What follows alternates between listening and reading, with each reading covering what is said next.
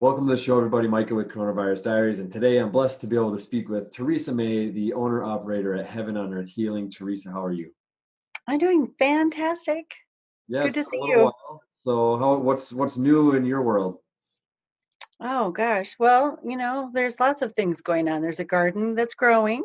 Hey, Uh, there's realization of how used to being in a small space has I've I've kind of adopted this small space, and I'm like, oh, I can actually go outside. So I'm aware of that. Going for walks more and picnics and social distancing with friends. So that's been really nice. A nice change of pace. for sure. The last time that we had spoken was just before all the riots and the protests had started in Minneapolis, and just before we started our session, we were having a little bit of chat, a little bit of discussion, and I shared with you this project I'm working on. I'm looking extensively at Maslow's hierarchy of needs and just the current events, how it's stripping a lot of this stuff away from people in our city and the country, globally even. And you had brought up some ways of thinking about it in terms of chakras and the individual. Would you mind, digging into that a little bit? I thought it was unique. Yeah, sure. Well, when we talk about the Maslow's hierarchy of needs, it's very much related to the chakra system inside the human energy system of the body. So the root chakra is about your family of origin, your tribe, your group, the group consciousness. It's about safety. It's about survival. And those It's are the two bottom ones right there: is food, water, or right. warmth, shelter, Yes. security, Yes. Exactly. basic. Right. And then the second chakra is about passion, co-creation. It's that romance of sexual partners, Love but and it's also being creative, the energy of being creative. And then the next chakra has to do with your esteem, your self-worth, your personal power. And sometimes uh we either unknowingly give our power away to someone, or it's taken from us, or something like that, or we stand in our power, and that's starting to happen a lot. isn't it though? We're standing in our power. We're saying, hell no, we're not going to put up with this anymore. It's not okay. Black lives matter. Everybody's lives matter, but yes, Black lives matter right now, especially. And so, yeah, the solar plexus is about our esteem and our personal power, and our identity here as a human being. And then we go up to the heart, and that's our unconditional love. It's love for self, it's love for family, it's love for others, it's love for everyone, depending on how open and healed the heart chakra is. So when people are wounded, when they feel they've been judged for the color of their skin, or their religion, or where they live, or their economic status, there's wounds here. So that unconditional love is tainted by these filters, or these layers I of know it as wounded. being jaded. You get a Yes. little jaded the more you get burned in life. Yeah. Well, yeah, we call those wounds, and it just means that they need healing, and understanding and compassion. And there's lots of other, holistic practices that actually address that. I think we, in one of our sessions, we talked about Maitri. Maitri is a Buddhist practice of loving kindness and friendship towards self and toward others. And it's a very healing practice when it exists, and people know that they can give themselves permission to take time out and have compassion for where they're at. And even if they're having a strong negative emotion, which I have had in the last couple of weeks too, not just a strong, but several mountains of that, ups and downs of feeling that, the surge of, hmm, holding my own, it's not my own wounds, but compassion towards others who are holding these wounds. So that's the heart energy. And then the throat chakra is about our expression in the world, our personal voice. So that's active right now too, right? Significant.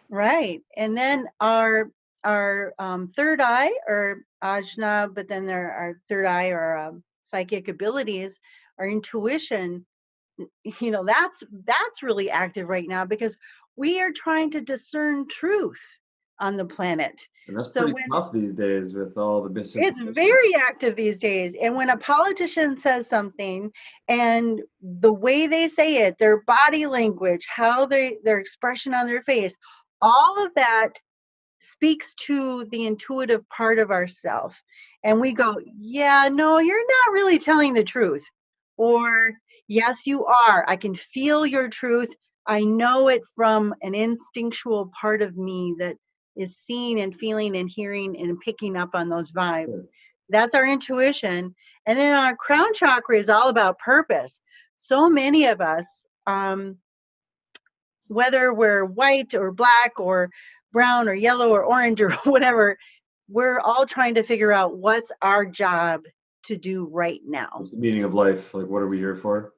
Right. But even in the height of, just look at the height of the protests and the riots, some people, they found their purpose to stay in their place of peace. Either they protested peacefully, or they stood in their yards and put up signs, or they wrote or talked, or called their state or city representatives and complained, or everybody's been feeling, what's my job, what's my purpose in this situation, as a society, what's my job. So And anyway, all of our chakras are like, whoa. I'm curious They're with the so active right now. chakras. I'm not too Yeah. familiar with them myself. I've been in conversations where they've been shared, and I'm vaguely familiar. But I'm curious in terms of how they're engaged or activated. This belief structure. If one of them is lacking, does it impact all the rest? Like, are they chained together in some capacity? Is it kind of like this, the trifecta of mind, body, soul? You need, if one link is missing, it weakens the rest. Oh, absolutely. Yeah. Absolutely. uh so when people feel uninspired, numb, um, lacking of purpose, they haven't activated their crown chakra, and they haven't activated their heart and their solar plexus. If they've been traumatized by, physically traumatized, prejudiced, singled out, that's fear-based energy. That's root chakra stability. So these traumas that we experience, are definitely affect the energy system. And when the energy system is out of whack and out of balance, then it can affect our physical organs. It can affect our, normal bodily functions. It definitely will affect whether or not we're more, um, more easily slide into a certain emotion. Like Like those who mindset. may, It's like training. right, Yeah. right. If those who feel like they've been personally attacked, that their ego and their esteem and their value has been personally attacked, their solar plexus is totally whacked out. And that means then that, because the solar plexus is the higher abdomen area, that affects your liver, your stomach, your spleen, all of that. So the liver holds anger, and is much more responsive to anger and How is how does that how does somebody find something like that out, right? And I'm all about going to oh gosh. it's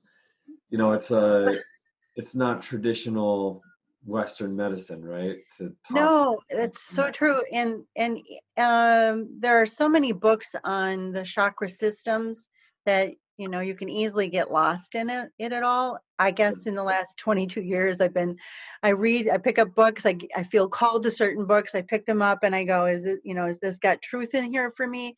I read it and go, yep, it did, or nope, it didn't, or there was just bits and pieces.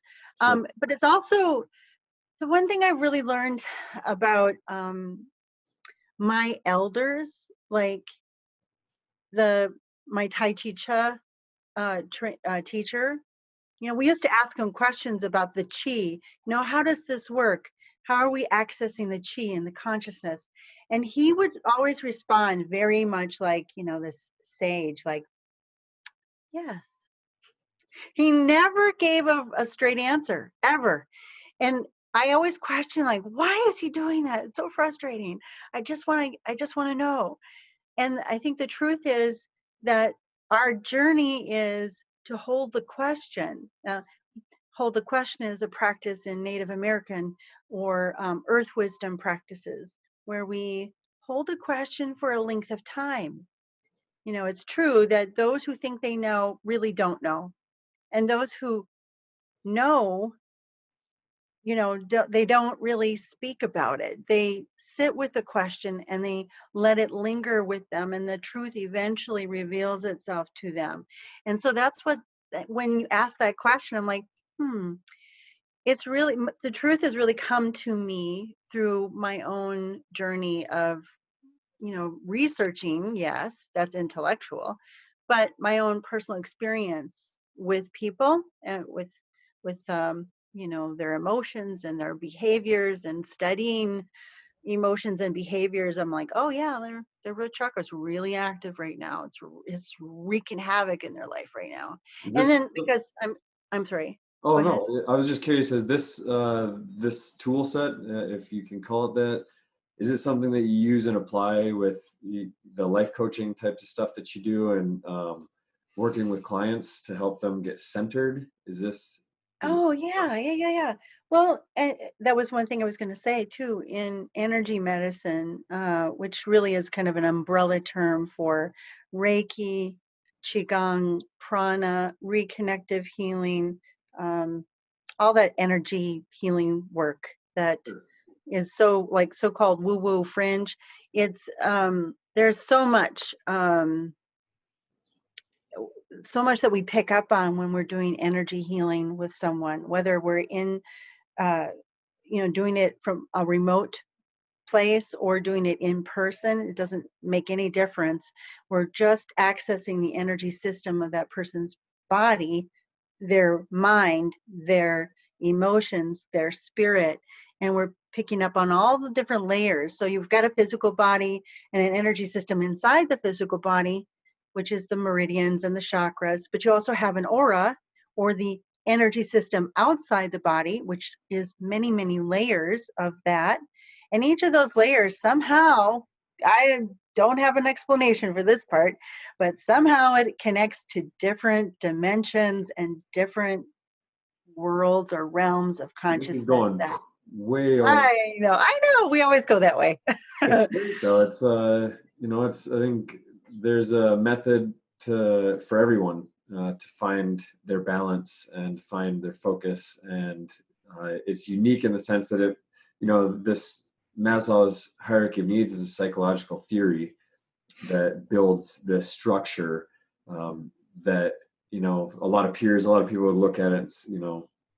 It's this idea of it's a sequential completion of each phase, so to speak. Is once you get the basic needs, you can start stacking and getting more in tune with who you are, which is at the very top is self-actualization. And that's kind of where I was curious with the chakras or the work that you do, maybe for any viewers, listeners that are out there that are in a place where maybe they feel like they're lacking something, or there isn't something that is in tune. How do you go about finding that? Like How do you how do you find it? How do you find it and then work how on do it? you find it and how do you create balance? It's easy. It's really easy. I mean, because the first thing that most people do when they come to see me, or they're coming in for help, is that they've been through the allopathic medicine side, and it didn't work. They come to me and Telepathic, maybe, is that pharmaceuticals and yes, right. And when they come in through the back door, they like, well, nothing else has worked. What can you do? And then I ask them what their physical issues are. Often the physical issues relate to the chakras, and then I'll ask on the emotional level, have you been feeling more of this emotion or that emotion, or a lack of?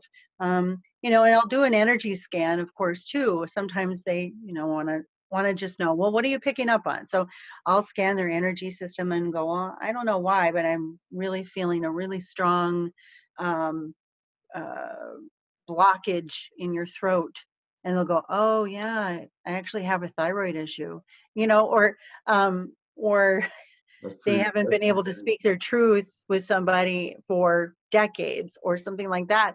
So I utilize uh, the energy system and my sensitivity to it and my knowledge and understanding of the emotional and the behavioral body or personality of individual. And then we work through those systems very holistically.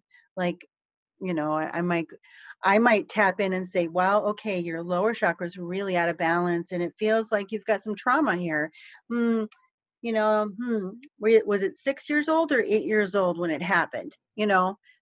So sometimes I will pick up on certain ages or years or events that relate to that trauma, and then we can go there and heal it.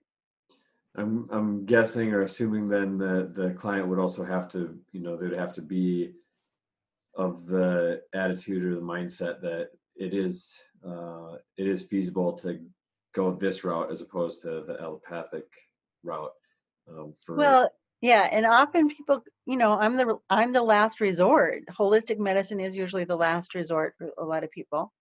And so, they've tried everything and now they're willing. There's a little open doorway that says that they're willing to give it a try, even if it doesn't, seem like it's going to work. Um, Most of the time, it is very effective if there's even just a little bit of hope or uh, desire to resolve their issues. sure, And there's so many different, like I said, I have a lot of tools in my toolbox. So if they're not really interested in the woo woo, the holistic or energy system stuff, then we work with it through hypnosis or conversational NLP, stuff, or life coaching. So there's a lot of different tools that will meet people where they're at and address people where they're at. um, yeah. what do you think that says about Western society that they would turn to this as a last resort, whereas there's other society or cultures where it may be one of the first things that they would turn to? Yeah. Wow, that's really kind of a loaded question. You know where that Isn't it though? Yeah. So our culture, corporate America, has really kind of been a capitalistic nation. I mean, we really have been a capitalistic nation. And those who have the most money can kind of make the rules. And so this country has actually poo pooed a lot of things that actually do work because they can't put a patent on it. Sure, Pharmaceutical, pharmaceutical companies cannot patent something that's naturally growing out of the ground. sure. Or So, internally, right, right, true, right. yeah, So then that becomes the issue. But I think eventually, I mean, way back in the 80s and early 90s, there was a study that showed that there were, I guess, $20 billion worth of money was going towards holistic or supplements, natural medicine, and things like that. Just people were spending it out of their own pockets when, times were better. sure, And so there is a level of knowledge base and respect for the the holistic natural solutions. It's just that FDA doesn't want to improve it. The NIH doesn't have enough money to do the tests because there's no benefit for pharmaceutical yeah. companies. What do you market it? Right. So, it really comes down to, hey, do you have, is there an old granny down the street that still, pulls weeds out of her garden and cooks it in her kettle Sure, and makes a remedy for her husband and her kids and grandkids or something? yeah. That's what it's coming down to. And who do you know that understands plant medicine? Who do you know that is a gardener and knows how to heal the body naturally? Or who do you know that is teaching meditation or energy medicine? And that's really what it's coming down to, I think, here in this Yeah. country. You know, a lot of the conversations that have been in recently in lieu of the protests and the riots, it really comes to local initiatives and agendas. You know, you can boil the ocean and identify all these big problems and these overarching issues, massive issues that, yes, they need to be addressed, they need to be fixed, but how can, you know, the individual help make progress? And it comes back to localized, right? And there's nothing more localized than yourself, and, you know, internalizing everything. And it's a great thought to, you know, first start with yourself. If you got yourself lined up and in tune, then you can start looking community based and then drive the initiatives from there with the Yeah, that is so true. That is so true. You know, that was one of the teachings that my the grandparents of the Delicate Lodge um, offered me, was the most important piece that we create is the peace within. That's called the first piece. And I know that that's also a Lakota tradition, so I'm not taking it away from their tradition and their chief that shares that information. But Sure. also, my teacher, my elder, um, Rainbow Hawk and Wind Eagle, were my grandparents that shared the wisdom of earth wisdom practices of the first piece. And that is how we balance the wheel. There's a medicine wheel of the self, which I'm setting up to offer online course practices for personal development and spiritual development on this particular wheel. But once we go through that wheel, we learn to access all of the other powers that we have. We have powers that we aren't even using right now, or we're misusing them. And once we go through that cycle, that wheel, and we find balance again, then the next wheel is the second piece, and that is peace between two individuals. So through relationships. So it starts to grow just like the hierarchy of needs, which is relationships, love, and expanding outward from. Right. And then the third piece is peace between nations. So there That's I a I big portion. love, yeah, I love the teachings that they gave us. They gave us tools, the Wisdom Lodge too. There was a Peace Lodge and a Wisdom Lodge that I attended that were Where was that really at? helpful. These trainings were offered. They're pieces of the way of being that is in balance and in harmony with nature and with each other. So there was the 10 stones, which was a way to, for all the people in a tribe or in a group of tribes to come together. In fact, they did. There were these ceremonies. They would say, "You bring your tribe, and I'll bring my tribe, and we'll bring everybody's tribes will Yeah. come to this one spot, and so many times, or one time a year or twice a year, and Breaking we'll bread. come." What? Like breaking bread. You're coming together. You're Yes, they would put down they would bury their weapons. bury the They hatchet. Uh, Yeah, they would bury their weapons. They would have dog soldiers that would say, "Okay, you guys this is an encampment. You're staying here until you all fix your problems." And and and so then each of the chiefs would be in the main circle, and they would listen to the voices of their people. Everyone had a voice. Everyone's voice was heard, and every concern was addressed. And then there was a voting, or I don't know if that's the most appropriate term, but it was, they would use the 10 stones. They would sure. You would say, they would walk around the circle, and you would put down, which of these questions do you want to address first? What's really most important to you? So it was like a value based, and you would put 4 stones down on that one that was the most important. Then you would walk around and then find another question that you wanted to hold and have it addressed, and you would put 3 stones down. Then another one, 2 stones, and the last one, 1 stone. And so the questions that had the most stones were prioritized as the first ones to be addressed until everything got addressed. I can imagine it would take quite a while with the stones for 7.6 billion people on the earth to answer those Yes, questions. yes. Well, Ab- that's really interesting, Theresa. Thank you for sharing that. You're welcome. You're So I know welcome. we're hitting that time. I know you've got stuff coming up yourself that you got to take care of. Was there anything that we didn't touch base on that you were hoping we did? Yes. Yes. All Uh, right, let's get it. earlier, I think I mentioned, society right now is going through a big, chaotic, disastrous mess, right? And it feels, for some people, they feel hopeless. I don't want you to feel hopeless. I want you to have hope. But I want you to realize that within the chaos of everything that's going on, the explosiveness of our emotions and everything that's happening right now, there's a hell no that's going on that's really strong. But that is the birth of a hell yes. Right on. That's what I want people to get right now. That there is a big hell yes coming after this hell no, and that we are all at the precipice of co creating something beautiful. But to get there, we have to raise our vibration.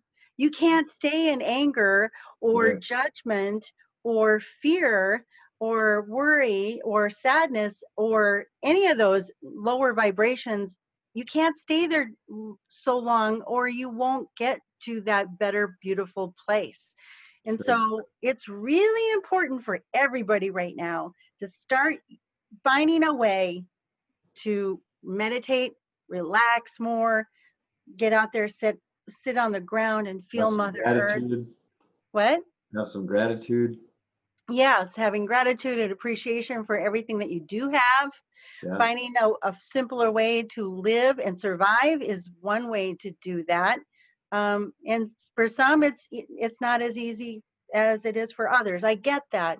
And so in that case, if you are the one that's really blessed and you know that your neighbor is suffering, bring them some food, or somebody who needs toilet paper, bring them toilet paper, right? Or Right. just be there to recognize that it takes a village right now. It is taking a village. It Yeah. takes our neighbors to notice and care about other neighbors and to offer our assistance in some way. So we really need to raise our vibration right now, and we need to hold the vibration and the vision of an amazing hell yes. Hell And yeah. when that hell yes shows up, it's gonna be heaven on earth. Oh, that's outstanding, Teresa. Thank you for sharing that. You're welcome. For all the viewers and listeners, Theresa May, all of her information, Heaven on Earth Healing, can be found in the About section below. Teresa, thank you as always for being a guest. It's always a You're pleasure. welcome. Thank you. Take care, everybody. Till next time, stick around. We got more coming at you.